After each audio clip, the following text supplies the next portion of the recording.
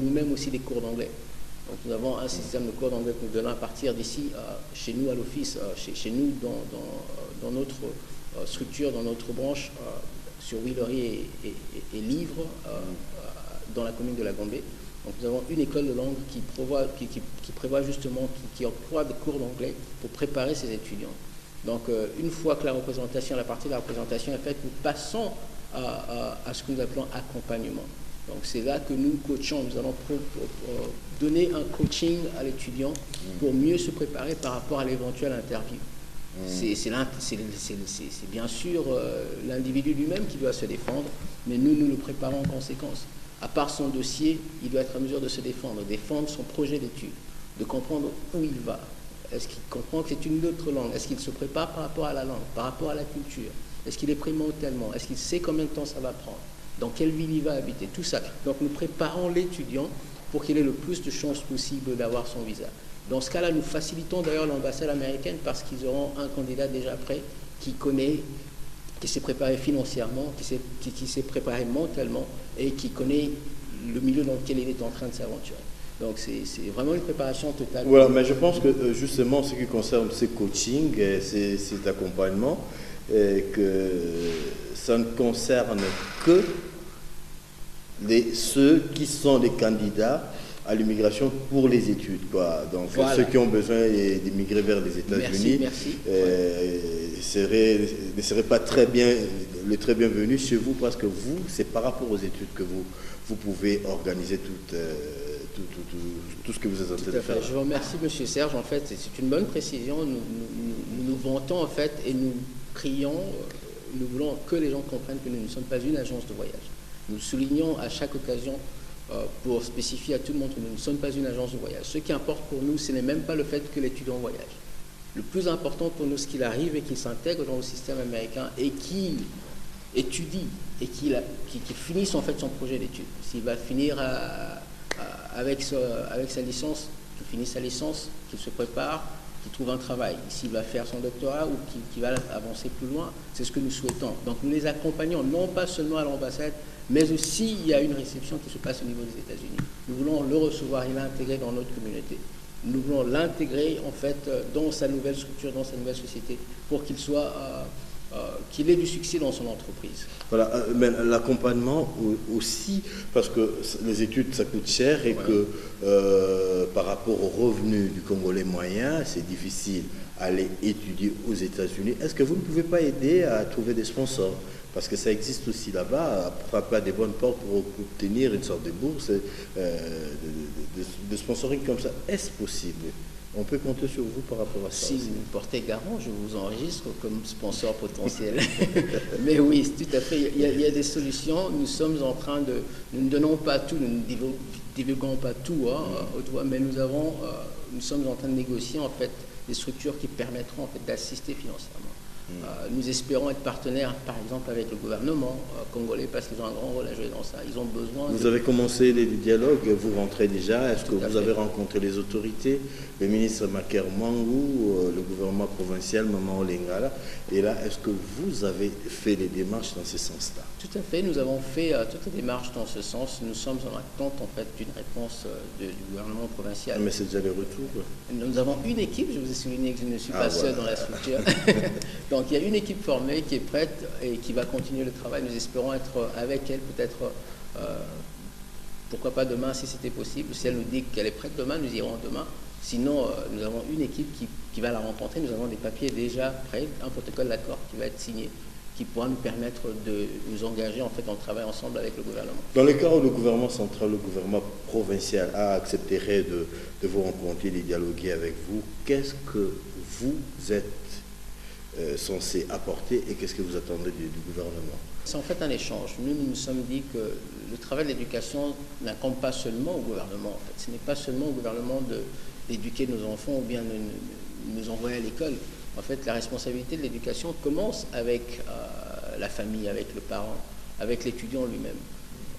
Un exemple concret, aux États-Unis, dès que l'enfant est né, pour la plupart, pour ceux qui peuvent, il y a déjà un compte en banque qui est ouvert pour se préparer par rapport à l'éventuel départ pour l'université. Parce qu'ils savent que ça coûte cher, alors il y a préparation. Chez nous, par exemple, nous n'avons pas de structure pareille.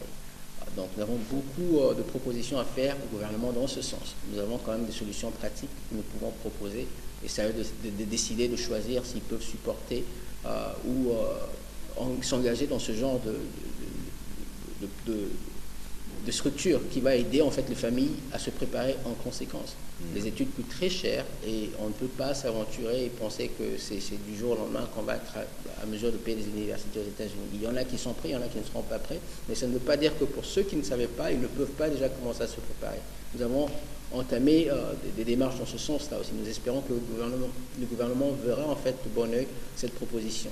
À part cela, il y a d'autres propositions en fait que nous sommes en train. Enfin, nous avons déjà entamé ça. Nous avons commencé à nous connecter avec les entreprises locales, les entreprises sur place, à Kinshasa par exemple, qui pourront nous proposer en fait leurs besoins en termes de ressources humaines pour que nous, en retour, nous puissions les mettre en contact avec ces étudiants qui sont en train de finir aux États-Unis.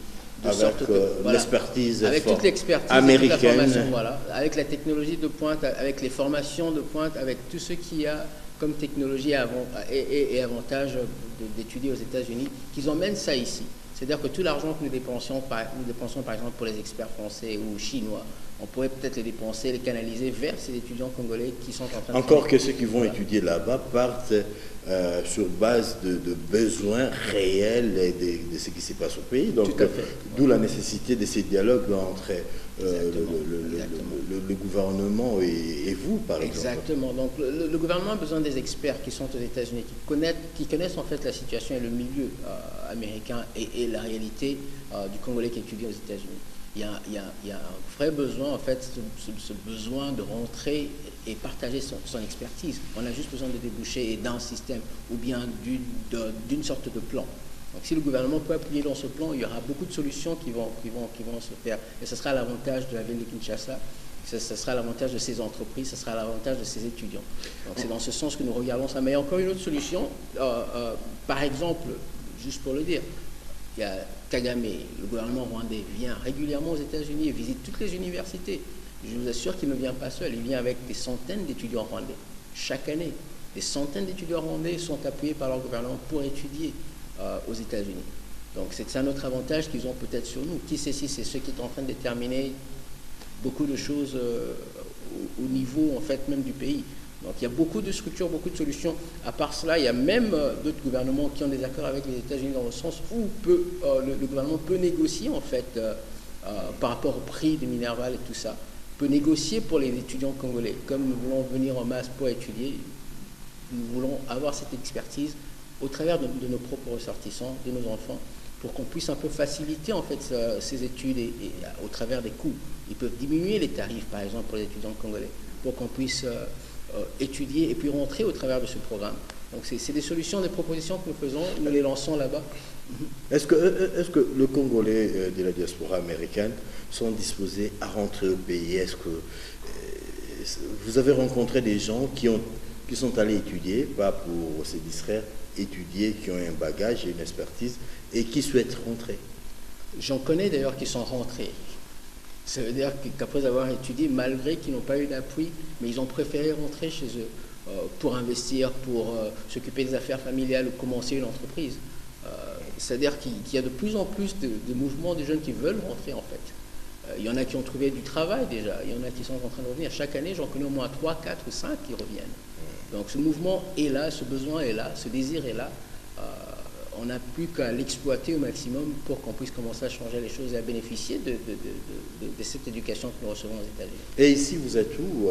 Où est-ce que vous êtes? Si on doit vous rencontrer, il faut voir qui? Nous avons notre bureau situé sur l'avenue de Huillery et Livre. C'est à peu près 50 mètres du boulevard du 30 juin dans la commune de la Gombe. C'est en diagonale avec la Régie des eaux. Et nous avons une équipe prête et qui attend en fait les étudiants qui sont en train de venir se manifester ou bien solliciter une orientation pour des études éventuelles aux États-Unis et au Canada. Donc nous sommes préparés, nous espérons que vous passerez. Je peux donner le numéro de téléphone. Je vous en prie. Vous pouvez déjà nous visiter sur notre site internet qui est www.foreignstudentms.com. Et nous pouvons aussi être rejoints au numéro de téléphone suivant. Il y a le 081 82 76 450. Je répète, le 081 82 76 450 et le 099 14 94 705. 099 14 94 705. Donc nous sommes Huileries et livres à la commune de La Gombe.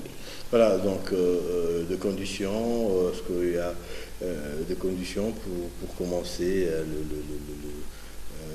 la discussion avec vous? Est-ce qu'il y a des préalables? Tout le monde est bienvenu pour une discussion, pour une première orientation qui est totalement gratuite. Mais dans la suite, quand vous êtes qualifié, quand vous êtes certifié comme étant des candidats viables, nous vous donnons toutes les conditions nécessaires. Donc la plus grande condition déjà pour commencer, c'est d'avoir obtenu son diplôme d'État. Sinon, vous avez encore une année à attendre si vous êtes en 5e. Sinon, déjà vous divulguez des conseils par rapport à la préparation éventuelle à votre départ dans les 3, 4, 5 prochaines années qui arrivent. Voilà. Alors, ceux de Congolais qui terminent là-bas aux États-Unis, comment on le juge? Parce que vous avez dit qu'il y a beaucoup de Congolais, mais je présume qu'il y a beaucoup de Congolais qui étudient aussi. Et ceux qui terminent, ils travaillent. Ils sont comment? Moyens? Bons? Non, ils sont excellents. Il y a très peu de Congolais médiocres que je connaisse personnellement. Le Congolais des États-Unis est généralement très entrepreneur. Vous savez, on peut dire tout ce qu'on veut. Je retrouve le même esprit à Kinshasa. C'est comme un rêve américain à Kinshasa déjà. Tout le monde rêve d'être riche. Les gens travaillent nuit et jour. Ils sont devant leur boutique ou portable en train de vendre juste pour vivre. C'est la volonté. Ce dont les Congolais ont, c'est juste une petite structure qui va les assister à une peut-être formation, à une éducation qui va nuire encore plus et les permettre d'accomplir des exploits. Donc les Congolais sont prêts à travailler, prêts à aller de l'avant et j'espère qu'avec notre agence déjà nous pouvons assister dans ce sens et avec aussi les familles congolaises, les entreprises, le gouvernement, on pourra faire plus. Oui, peut-être que ça ne cadre pas directement avec votre ONG, mais comparativement avec la diaspora européenne de manière générale, la diaspora américaine ne semble pas trop participer au développement matériellement. On ne la sent pas. Est-ce du fait de la distance? Est-ce du fait, je ne sais pas... Aussi la jeunesse, en fait. Les migrants congolais des États-Unis nés là depuis les 20 dernières années ne sont pas encore très matures de ce côté-là. Ça demande quand même un peu de temps pour bâtir une vraie communauté économique. En Europe, ils sont là depuis les années 70. C'est un peu différent, mais il y a beaucoup de réalisations. Dans les années 50. Déjà, voilà. Donc il y a beaucoup de réalisations qui se font déjà à ce niveau-là. Aux États-Unis, nous comptons déjà plus de 250 000 Congolais. En tout cas, ça dépasse déjà, si vous comptez avec le Canada, on n'est pas moins de 500 000.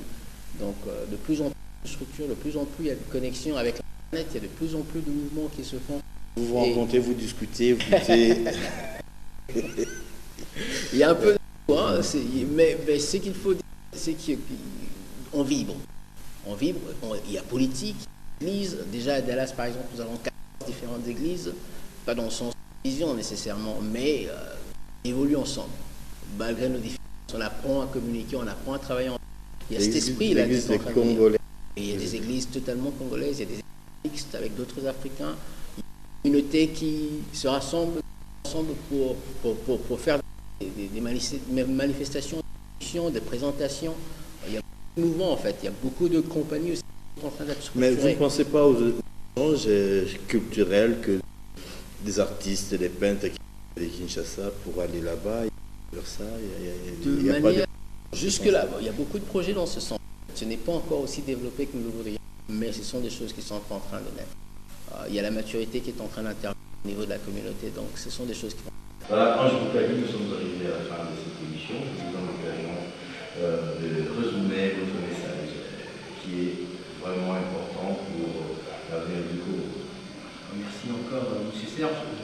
Si je peux dire un seul message, c'est que l'éducation, en anglais on dit education matters. Et pour nous, c'est une priorité, l'éducation d'abord. Et je pense que ça figure aussi dans les chantiers du gouvernement congolais. Je pense que c'est le deuxième chantier. le message est que le plus bon chantier, en fait, c'est la tête du Congolais. Tant que nous n'avons pas accepté en fait que nous avons besoin d'une information nouvelle, nous avons besoin d'une nouvelle façon de penser, de voir les choses, nous n'avons pas embrassé en fait le nouvel ère du changement dans le monde, il nous serait difficile de se développer. Commençons par nous d'abord comme chantier, travaillons notre tête, apprenons à rentrer à l'école pour ceux qui ont peut-être abandonné les études. Je ne parle pas nécessairement de voyager, il ne s'agit pas de voyager, il s'agit plutôt de s'éduquer, d'aller à l'école, de recevoir de nouvelles formations et d'être plus efficace dans ce que vous êtes en train de faire. Pour ceux qui ont l'intention ou bien le désir ou même les moyens d'aller aux États-Unis, nous sommes prêts à les recevoir et à les orienter en fait vers ce challenge qui est d'aller étudier aux États-Unis. Après, ça m'accepterait pour vous assister. Nous remercions particulièrement l'espace El Patio, restaurant, bar, hôtel et même piscine. Si vous voulez vous prélasser, vous l'avez. Et puis pour cet accompagnement, pour ces émissions, dans ces beaux cadres, venez visiter, vous ne serez pas déçus. Restez branchés sur Congo Télévision, votre chaîne. Très bonne suite des programmes et à bientôt. Ooh, I like it.